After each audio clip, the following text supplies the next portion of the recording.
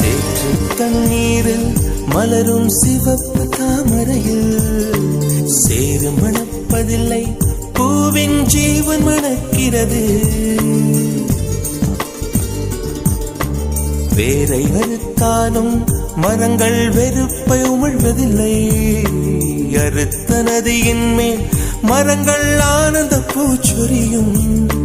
தாமரை பூவாய் மாறேனோ, ஜன்ம சாபல்யங்கள் காணேனோ.